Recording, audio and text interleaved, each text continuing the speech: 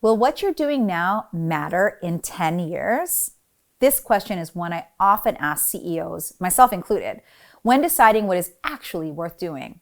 In this video, I'm going to share my honest thoughts on running a successful business, long-term legacy, and whether or not they're the same thing. So don't go anywhere. Hi, I'm Jennifer Kemp. You can call me Jen, and I'm the founder of the Master Brand Institute. Here we guide entrepreneurs through the process of building a unique message, then put it into an effective marketing structure to attract the right people to buy their products. I upload a new video every Friday, so be sure to hit that subscribe button down below, then click the bell icon so you're notified when new content is available. Now, on to today's video. Legacy. Something you strive to leave behind when you pass from this plane of existence. Successful business. Something you work towards building every single day. Do they go hand in hand? Like I said at the beginning of this video, will what you're doing now matter in 10 years? As we work in our businesses, it can be difficult to remove ourselves from the day-to-day stuff long enough to really think about this important question. Having built 3 multi-million-dollar companies in my entrepreneurial career, I'm very, very aware of this struggle.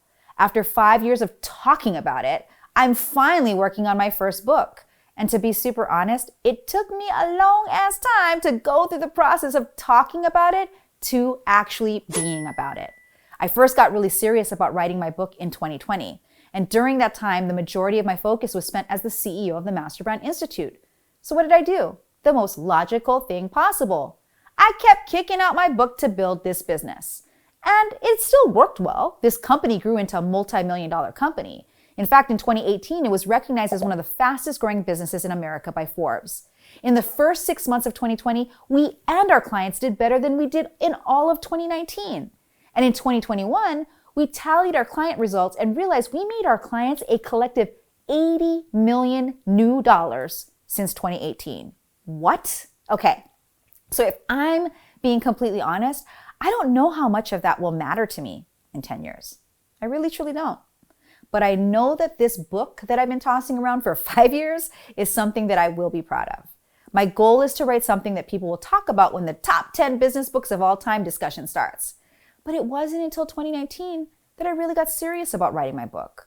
I worked with my COO, Sarah Paikai, to extract myself from the business, to make space to really dig into it. And it wasn't easy. It wasn't an easy process. I found myself getting back into the business because the business needed me, and other times because I just didn't want to focus on the book. I was avoiding it. As I continued to stay committed to the process, I continuously asked myself, what am I gonna freaking write about? Do I focus on values-driven leadership and how it's the cure to decision fatigue, imposter syndrome, mental overwhelm, and long-term business success? Or do I focus on master brand and really breaking down what makes a company a unicorn that stands the test of time? Or do I get super nitty-gritty with breaking down the thought process and action plan to turn an idea into a proven concept that can be packaged into something we'll actually buy? Or maybe one of the other dozen topics that I'm qualified to talk about. After months of going back and forth, I finally chose my topic, which I'm not allowed to officially talk about. So you're gonna have to keep watching my YouTube videos to stay in the loop. Now, at the time of this video, it's January 14th, 2022.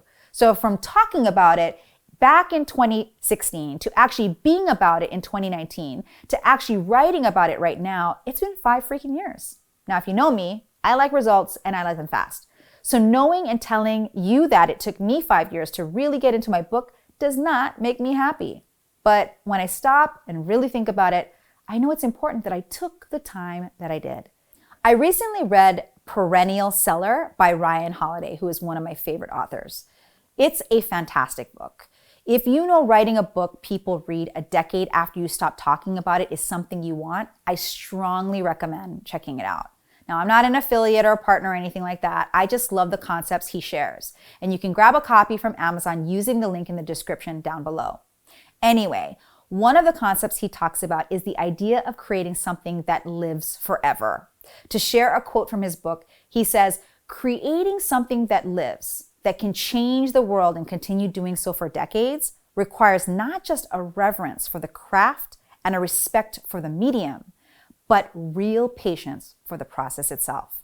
By patience, I'm not referring just to the amount of time that the creation will take, but also the long view with which you evaluate your own work.